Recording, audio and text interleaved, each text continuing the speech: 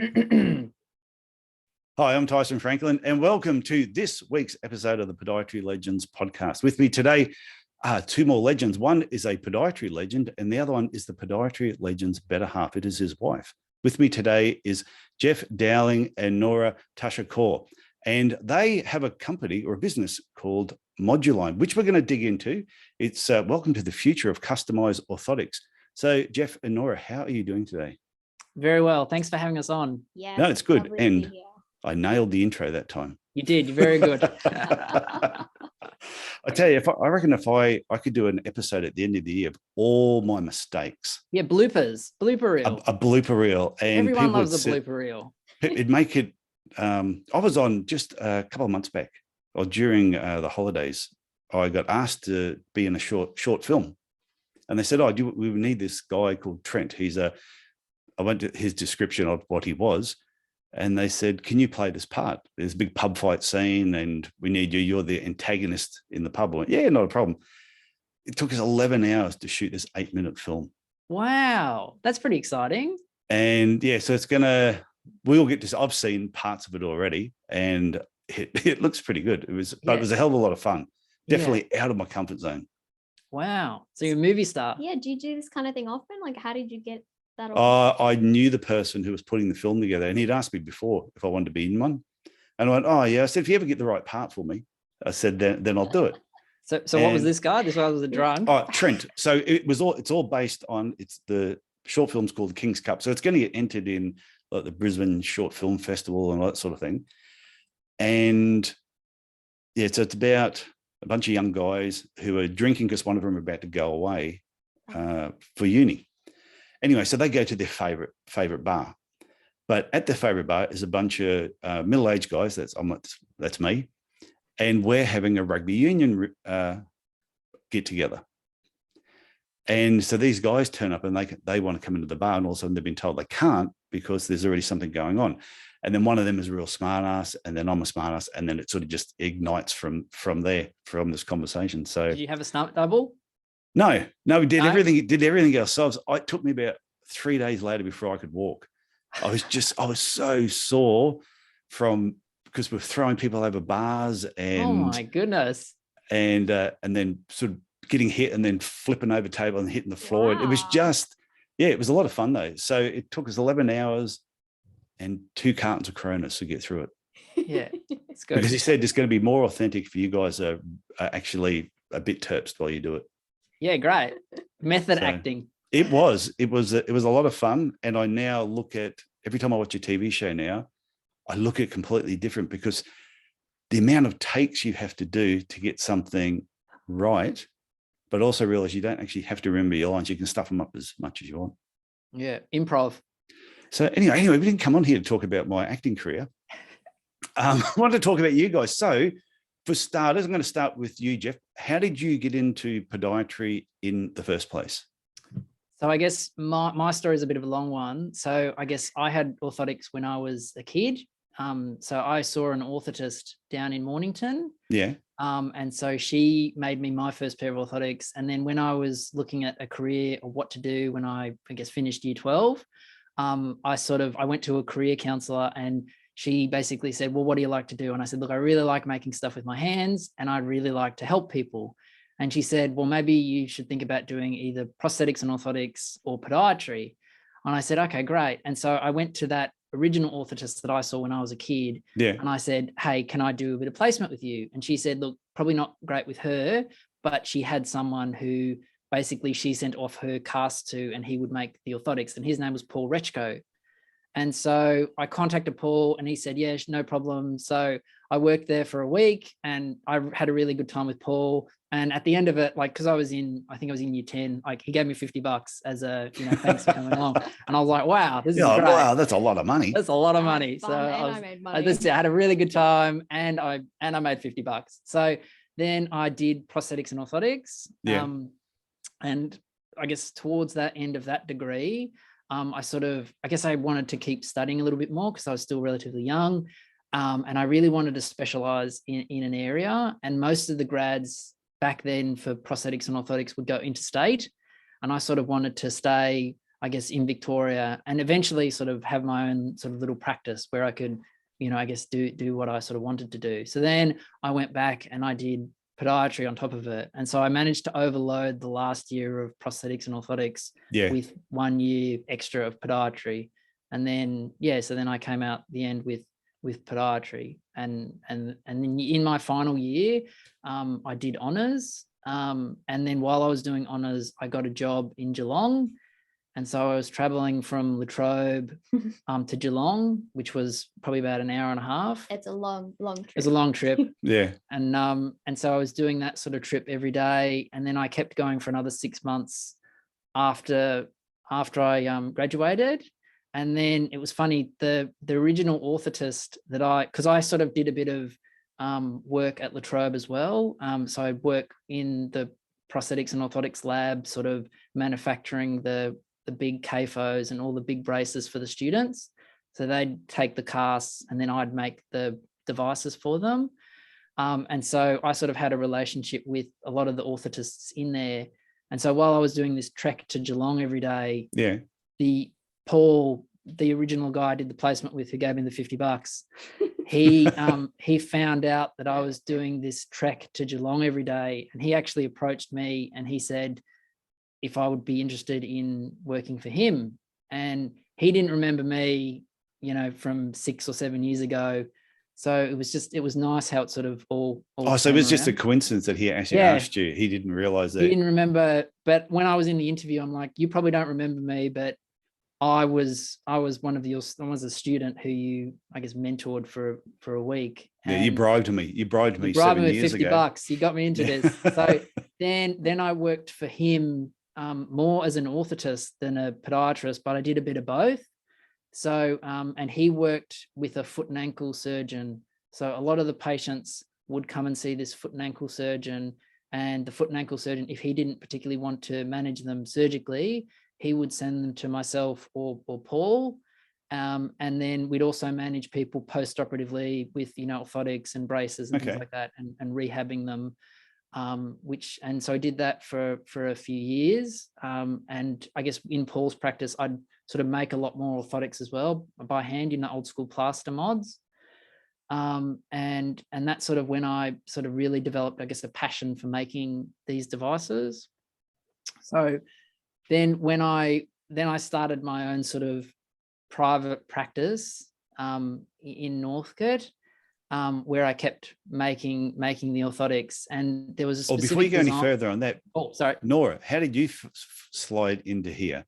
Yeah, so did you guys meet at uni or? No, we actually met. So I'm a pharmacist by training, and we met through a common friend who was a surgeon that was working at the hospital that I was working at. Oh, okay. And yeah, I mean, Geoff was a lovely chap at a drinks event one night, and we started talking there, and then we hit it off, and here we are now, business partners and married. That's it. So was that prior to you starting your own business, or you then started a business? Oh, can I tell that story? Yeah, okay. So essentially what we did was I was working as a pharmacist, and Geoff was still working with the foot and ankle surgeon and Paul.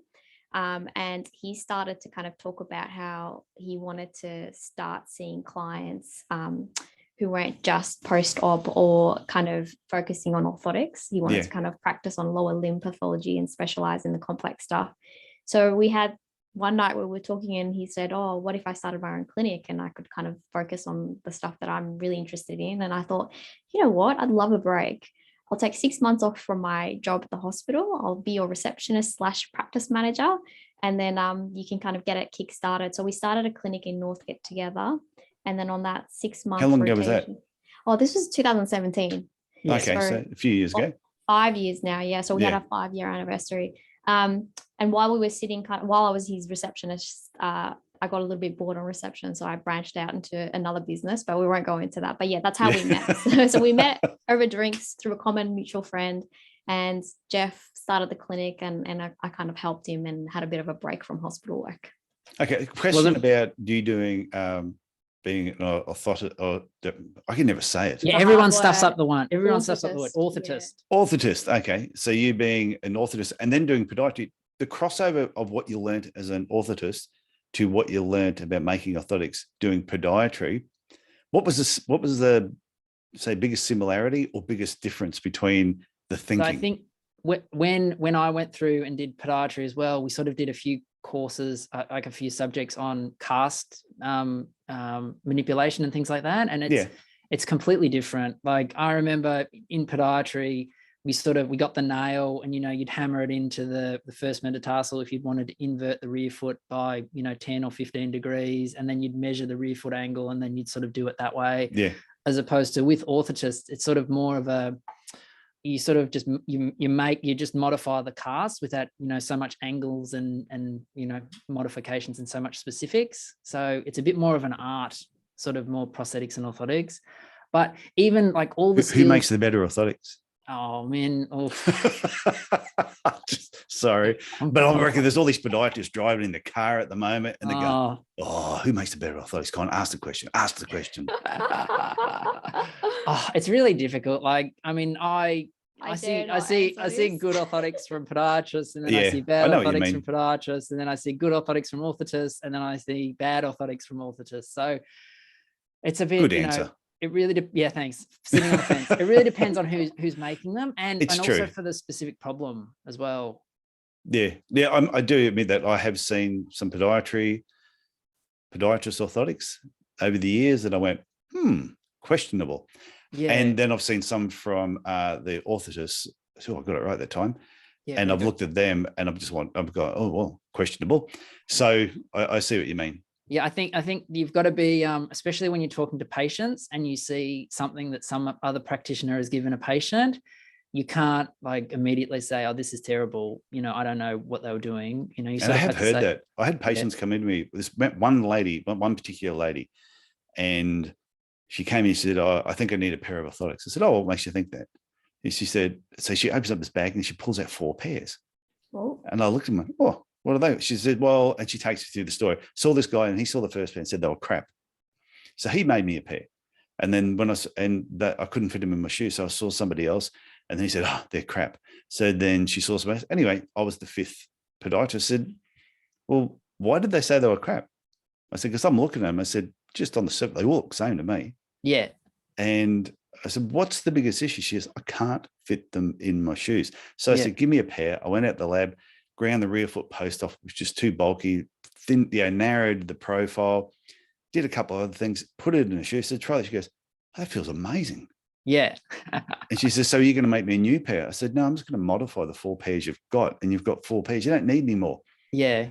So I have seen that where a podiatrist has bagged another podiatrist orthotics just to pretty much do the very similar thing themselves. Yeah, and I think that's hard, and I guess it disadvantages the patient as well. Like you did, like if you've got something that's pretty good that you can actually make work, why bother? And this lady wasn't as though she was 50 and really active. She was late 70s, if not early 80s. Her biggest activity was probably just going to the shops and going home again. Yeah. Oh, wow. Yeah. So I just thought I may as well just modify what you've got. Yeah, that's it. Yeah. And the other part, she didn't really have any foot pain anymore. Yeah, winner. So everyone was a winner.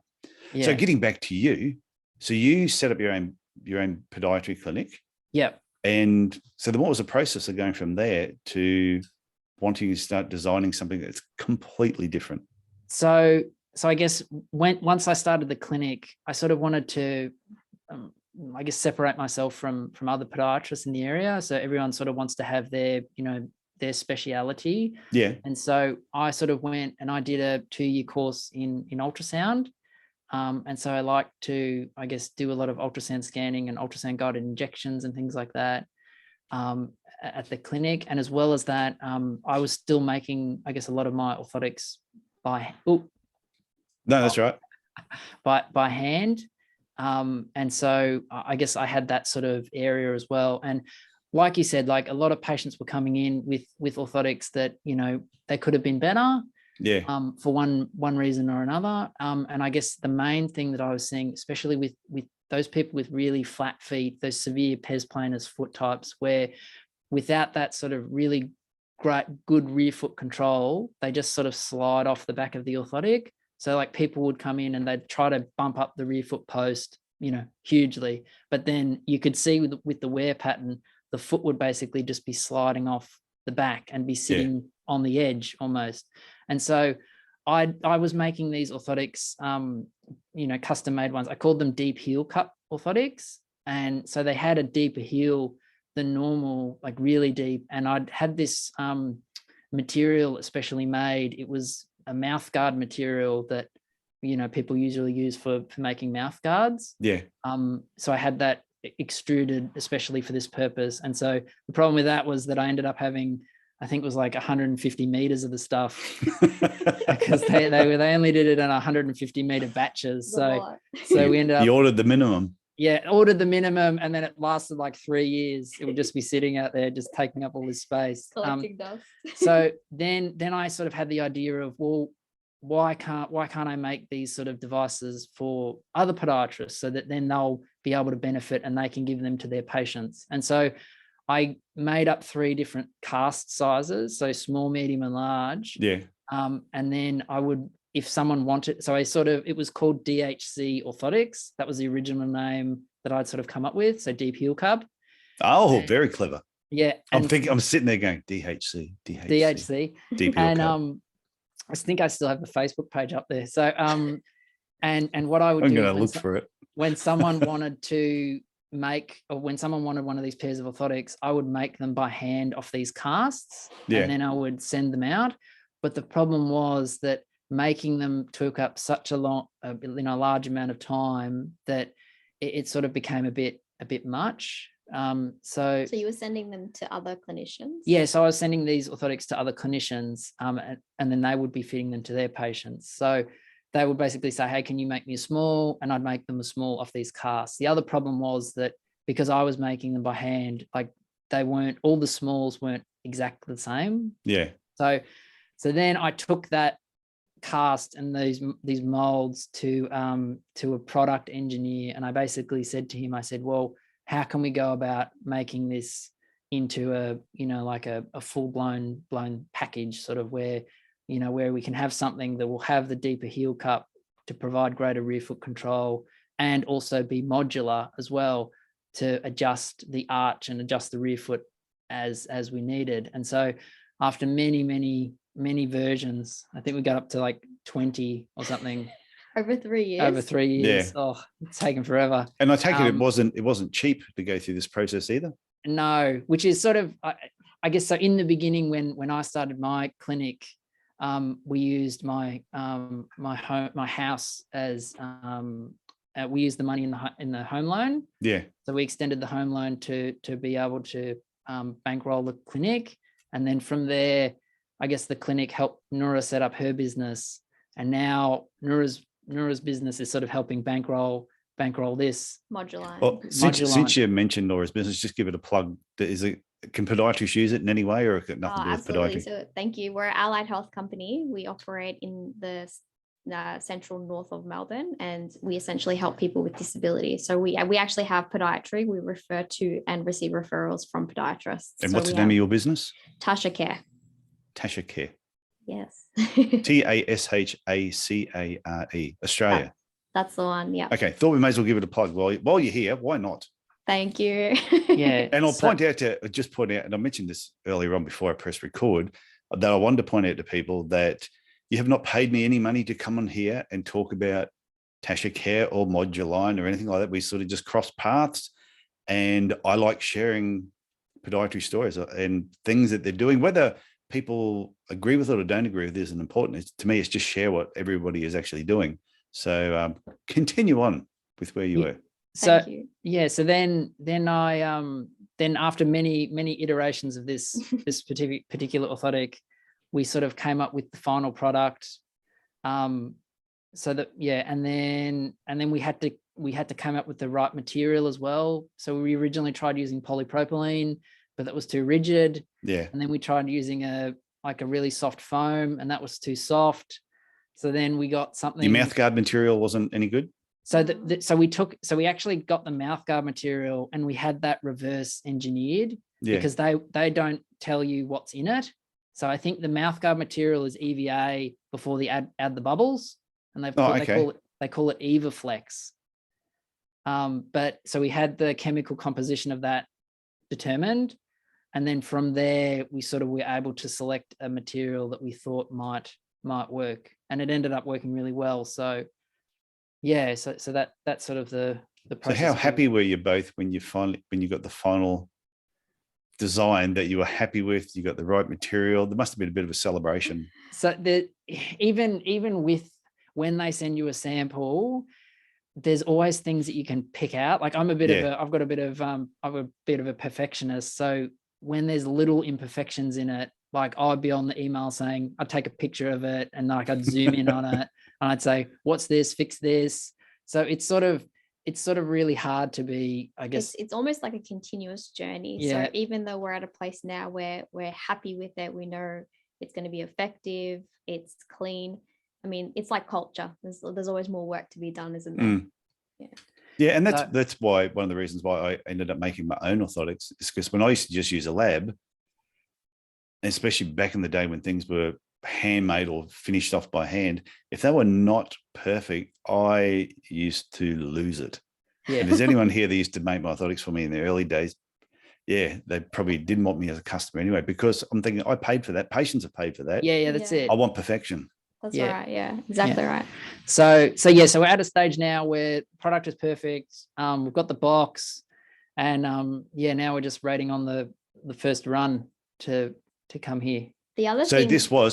So the product is called Modulign. Yes. And even though we're on video here that you can show it, and for the podcast, it probably won't make a visual. Never works well on a podcast. No. So I guess to describe the thing. So you don't have one in front of you, on you at the moment? No, not on me at the moment. No, that's okay. Well, yeah. No, that's okay. So the people listening to the podcast have missed nothing. No, you haven't. No, you haven't missed anything. No.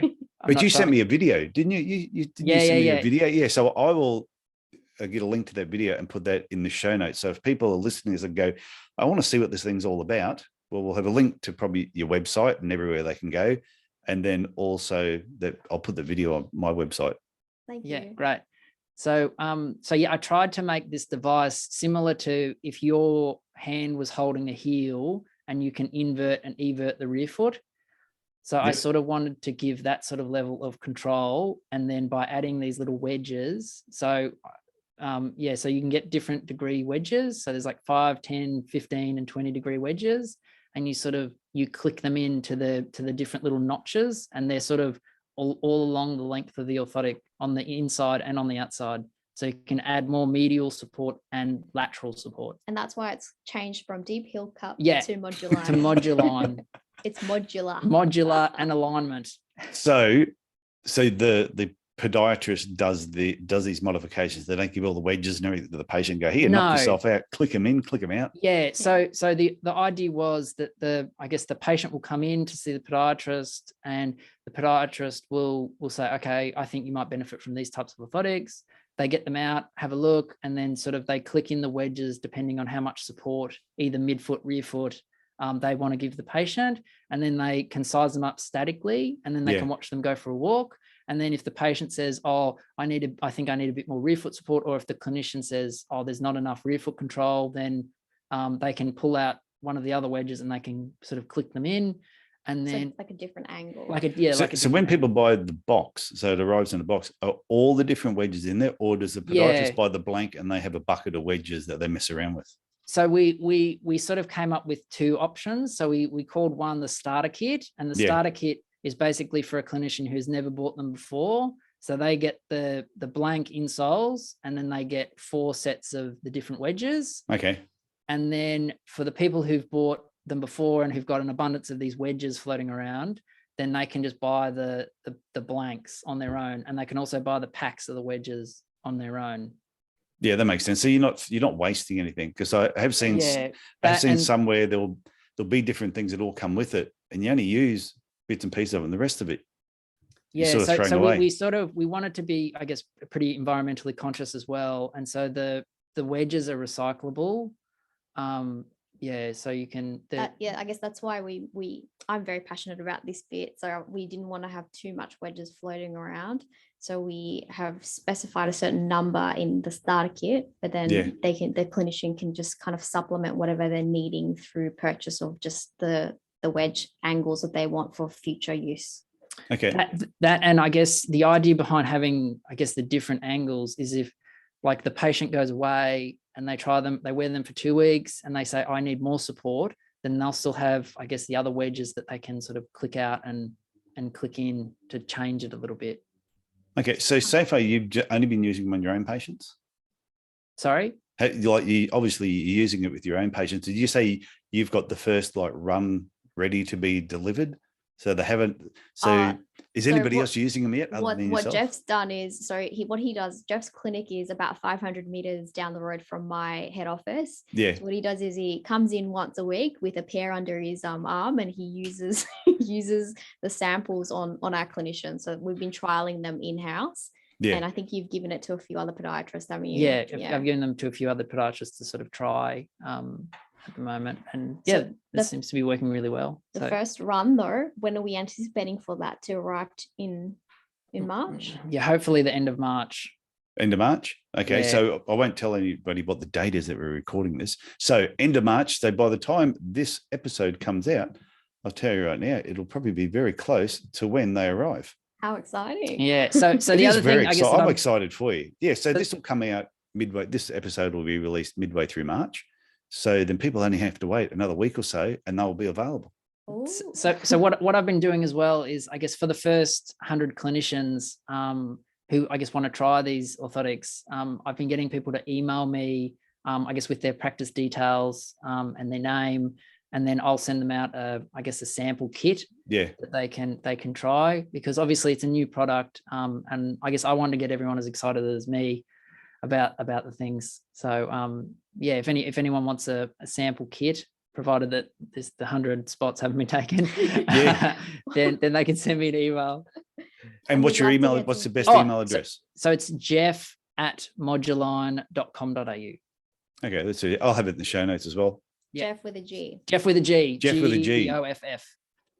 Yeah, had a friend called Jeff. We used to call him Jeff with an F. Jeff with an F. They're all got Fs. We just thought, I know. That's why we just thought, because he was always saying to people, it's Jeff with a G. So what I did introduce him is, this is my friend Jeff with an F. And everyone would just pause and they go, and they realize. Then also, I really like that, because I'm always like Jeff with a G, so I'm going to use that. Jeff with an F. What are these things I've taught you today, Noura? I taught you about the saying bloody Noura before we got on here that you hadn't heard of before. I've learned a lot. Takeaway messages. So obviously the first order is going to arrive. You're going to get them out to the first 100 podiatrists that get in touch with you. Is the plan to then expand overseas? I take it. Yeah. World domination. So we've actually contacted one of your previous guests who did the Hypercure, the sinus tarsi plug. Yep. Because I think he mentioned that he was looking at doing an orthotic, and so I had a chat to him about FDA registration and also in Europe as well. And Michael. Yeah, Michael. Yeah. Yeah, and he was a really nice guy. The guy looks like Johnny Depp. Yeah, doesn't he look like Johnny Depp? Yeah, very, very much. He looks very like he's written a heel pain book as well. Actually, his episode is right in front of me because I posted something recently, and it was episode 40, and he was called the Entrepreneurial Podiatrist. Yeah, he's such a nice guy. Like, so super friendly. Nice guy. Yeah. And that's what I really enjoy about this podcast, is that I know guests are connecting with other guests. Yeah. People who are listening to it, everyone's sort of, there'll be someone listening to this, whether it's when it first comes out, and it could be a year's time, that they listen to it and go, that reminds me I should do this. And all of a sudden they'll make a connection with somebody else. That's why on the back of my wall there it says the next connection you make could be the one that changes your life. Yeah, no, the podcast is great because it's just it gives you like a talking point to talk to other people about. It's really good. Yeah, what I tell people, the podcast it's the podcast where one podiatrist said it deserved 1 star once. Yeah, got a review once. It was a 1-star review. I went, really? You've got to ignore the 1-star reviews. Push through. No, I thought it was funny. I just thought it was really funny. There was no they didn't put a comment. No, just a star. Just Maybe a 1. he forgot to put the other 4. You may have. So if anyone's listening to this and you want to give me a 5-star review on the Podiatry Legends podcast, you can do that. And then you also go into the draw to that I draw out every week to just have a 45-minute session with me to talk about anything you want: business, career, hamburgers, smoking meat. Can I go into that draw? I'd love to. I've been listening to your podcast as well. What was the episode we were listening to yesterday? The business one? I was an older one. I can't remember. It was with the expert from, I think it was South Africa. There was a 2-parter. Oh, that was Sam Harrop. Yes. Yeah, Sam is a friend of mine here in Cairns. Yeah, I really like that. Lots of useful kind of information and strategies for business owners, because sometimes we get stuck in our ways, and it's really nice to kind of just pause and listen to someone else's perspective, and it kind of teaches you that you got to keep moving with the time. So, well, that's the thing. It was when I first started the podcast, everyone was a podiatrist to start with. And it's not that I didn't think there was going to be enough podiatrists to keep the podcast going. Yeah. But it was more, I had so many, because I had the other podcast, It's No Secret, Dr. T, that I'd done 211 episodes there. Wow. I had so many guests there that owned baseball teams and were mentalists and all these crazy people that I know. I thought, it would be good to slowly bring them over to here just to share their knowledge, and just to get podiatrists thinking you can learn a lot from other people outside of podiatry, that you can bring those ideas back in. Absolutely. I mean, when I started the business, I had to, get support from business consultants. But the stuff that you guys were talking about on that episode yesterday, it was so informative. This is the type of thing that you'd pay for. Yeah. So you're doing really good. I know. I listen to some of the information, some of the guests that I get on here. I know if you tried to get an hour of their time, they charge thousands of dollars. Yeah, no, it's definitely true. Yeah, I can vouch for that. And the good part about it is because I've become friends with them, and I feel really smart because I know them. Oh, you are name drop. Yeah, name drop. You just go, yeah, I know that person. And but it's fun. I learn a lot from them, and surprisingly, some of these people have had me speak to their groups because they go, a podiatrist perspective on something is completely different to what they're used to. Yeah. So when you talk to their groups, then they're like, and they're thanking you for talking. You go, my God, okay, this is fun. So it's a small world. Great resource. You guys are lucky. I don't think we have that in pharmacy land. So keep up the good work, Tyson. I'll just get pharmacists listening to this podcast. Yeah, get them on board. Yeah. Get them on board. So with so do you think down the track, how many sizes are there with Modulign? Did you still stick with the 3? You went more? So at the moment we've got, I guess, the medium, the small, and the large. Yeah. And so I guess if all things go well, I planned on doing like a medium and then changing the width of the heel. At the moment, so the material that the heel is made out of, it does mold slightly, but it would be great just to cover all bases, like for those medium feet that are a little bit wider than normal. Yeah. And also like to go into kids as well, because I know, I guess, with a lot of kids that their foot is relatively flexible and hypermobile, and having that sort of control, because I know there are a lot of orthotics out there already for kids that have the UCBL or the deeper heel cup sort of support.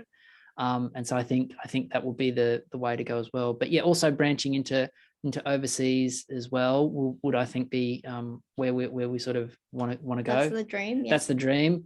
So we've got a consultant who, because there's all these different laws and things like that in different countries as how in terms of how you can market a medical device in different countries, which is why I sort of reached out to Michael as well.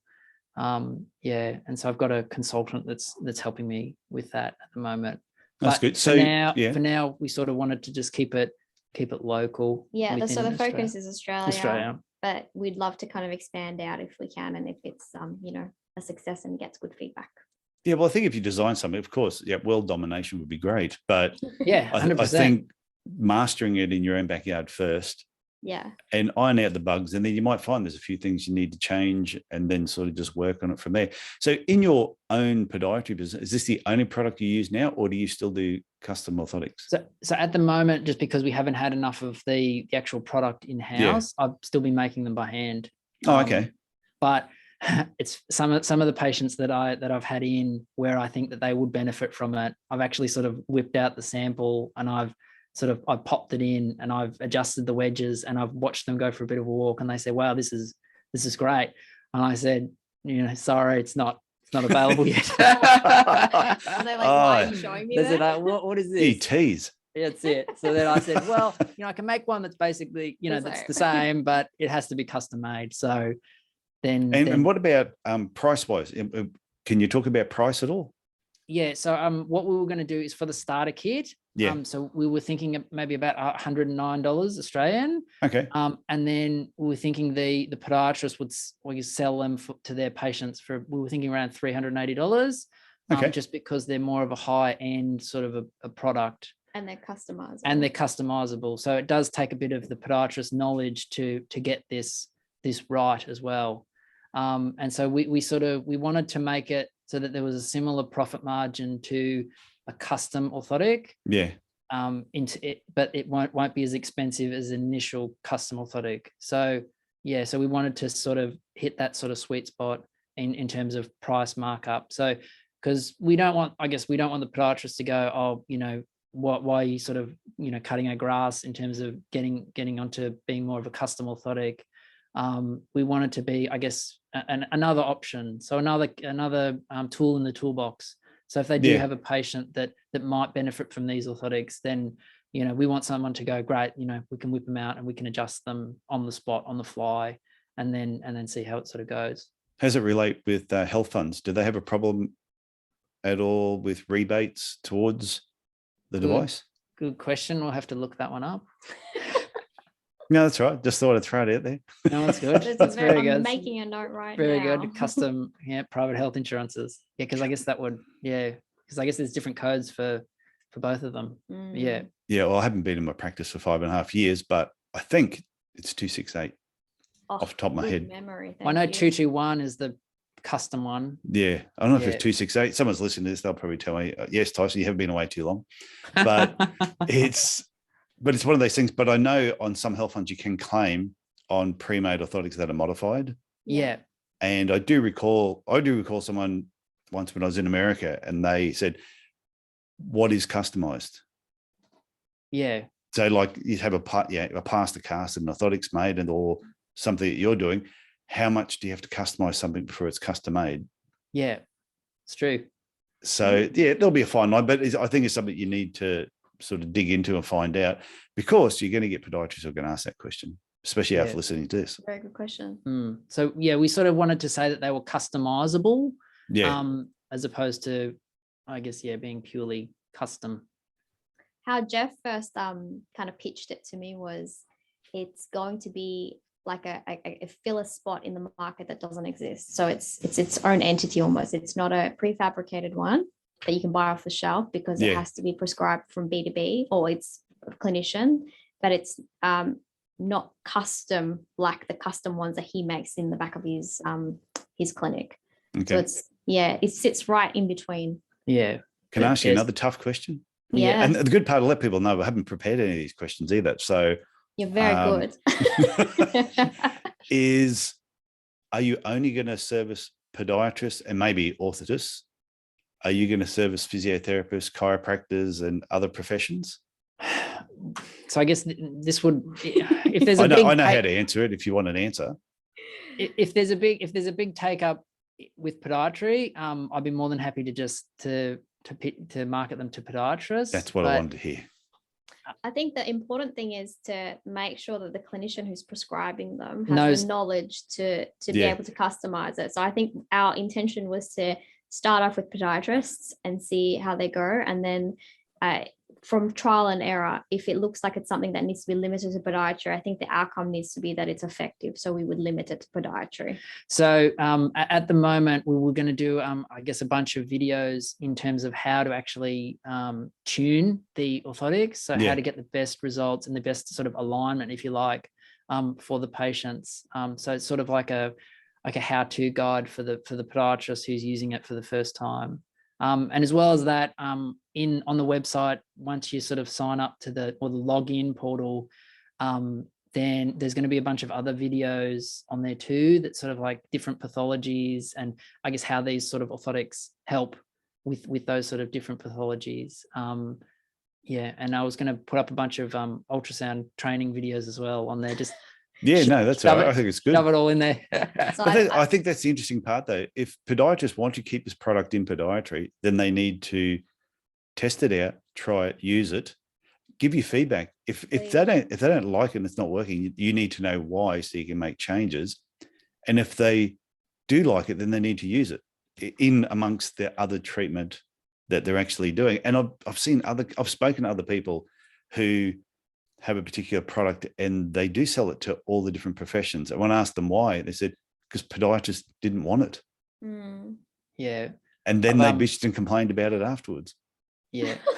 Well, yeah, I mean, just, you said it perfectly, Tyson. I think we're really keen for feedback because effectively, like he wants to kind of make sure that it's an effective product. Yeah. And it's customizable and it's kind of limited to clinicians. So it'd be great if the podiatrist could utilize it and then provide feedback so that we can build on it. Yeah. And I guess with the email or with the first 100 that I'll give out as sort of a sample, I was looking at, I guess, getting feedback within the first like 28 days of them receiving the sample, just to, I guess, any sort of, wrinkles that I can iron out or any sort of problems, then we can sort of address them. Because I guess the guy who's helped me invent this thing, he said, it's a new product. He said it's never been done before, essentially. Yeah. So he said that, with anything that's, first time, it's not like we're improving on something that's already been sort of done. This is new. Well, I mean, orthotics have been done before, but not this specific style. He said that, there will be problems that we will come up with and, then we'll have to reassess. And he said, it might be that the first, and so hopefully it all goes well. Yeah, so continuous improvement. That's what we're anticipating. No, and I think, limit it to, like you said, the first 100 podiatrists that have listened to this podcast. And, if they listen to this podcast already, they are quality podiatrists that have a certain level of intelligence already. So that's already going to sort of weed out some of the tire kickers. So have you got a final tip or a final note or comment to anybody before we wrap up? I guess, so I was in clinic today with a few of the podiatry students. I sort of supervise at the Trobe. Yeah. And I guess a lot of the students are sort of, I guess, a bit disheartened, especially with COVID, in terms of what you can actually achieve with podiatry. But I think, like you said before, like a lot of people that listen to your podcast, they realize that there are other things that you can do in podiatry, not just, cutting toenails, but that's okay if that's what you want to do. But there are other things that you can do, like you can do what I did, and can specialize in something like orthotics, or you can specialize in ultrasound, or you can go on to pretty much do. It's a profession that sort of leads to other professions, if that's sort of, and other careers. Yeah, well, I was talking to Ivan Bristow this morning. That's who I was talking to this morning, and he did the episode Foot Dermatology. I think it was episode 168 off the top of my head. And he said the same thing. He got really interested in foot dermatology. That's why he went down that path. He said, please don't ask him to do a biomechanical evaluation. Yeah. Because that's not what he was interested in. He really likes dermatology. Yeah. So, but I guess if anyone's listening and they want to give something a go, I'd say just do it. And it's great having, I guess, the support of Noura. She's helped me so much, but just give it a go. God, I'd love to have a world conference one day and bring all the podiatry legends into one room. How much fun would that be? Oh, it's so good. As long as we're not playing dodgeball. No.